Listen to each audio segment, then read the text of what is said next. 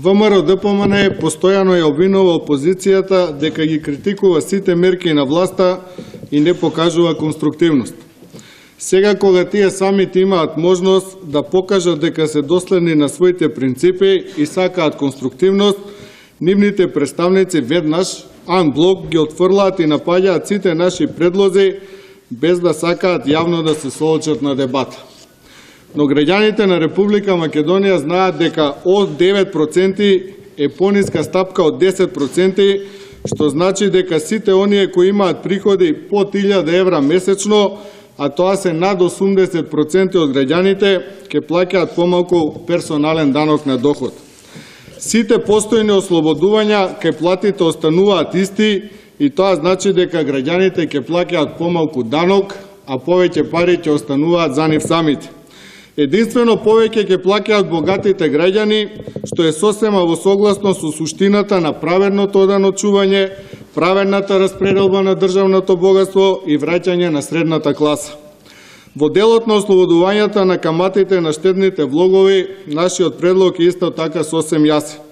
Тие ќе бидат законски ослободени од оданочување, а владата Бадијела сака нешто да минимизира. Кај можноста 30% од данокот на добивка да биде дониран за развој на спорт, наука, образование. Тоа е познат модел во многу држави, па нема потреба од страф. Кога се зборува за перење на пари, дали владата всушност се ги открива собствените скриени намери за злоупотреби и сметаме дека еден директор на Управата за јавни приходи не би смеел да го кажува тоа како аргумент за непревземање на реформи. Впрочем, Социјалдемократскиот сојуз вчера јасно кажа дека контролата на таквите евентуални злоупотреби ќе биде систематска и пооднапред утврдена методологија.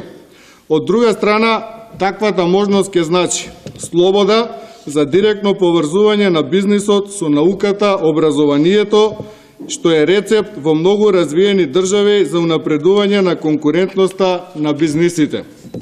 Очигледно власта всушност се плаши да предаде дел од својата власт, односно од можноста да ги собира сите пари кај себе и потоа да одлучува кому она ќе даде пари, а кому нема да даде. Но тоа не е начин на развивање на пазарно стопанство.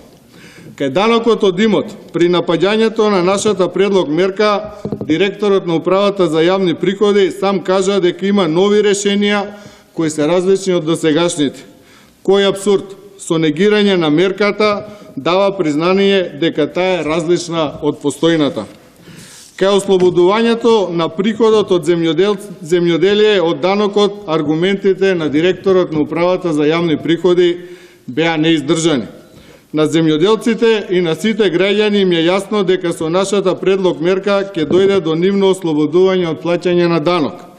Тоа е само уште една потврда дека власта навистина не сака земјоделците да бидат независни од неа. Не сака за да се откаже од делењето на субвенциите, таа сака да ги собира парите кај себе, па потоа преку нивното делење да ги корумпира земјоделците. Власта за прв пат изрази спремност за отворена дебата. Но зошто тогаш ниеден од директно поканетите представници на власта, Ставрески и Пешевски, не дојдоа на дебатата која се организираше во средата?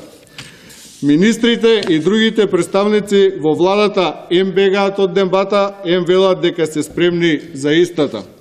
Почитувани, во изминативе 7 години од владењето на ВМРО-ДПМН, јазот помеѓу богатите и сиромаштите се повеќе се зголемува и веќе е огромен. Ние ги повикуваме министрите на дебата во секое време и во било чија организација.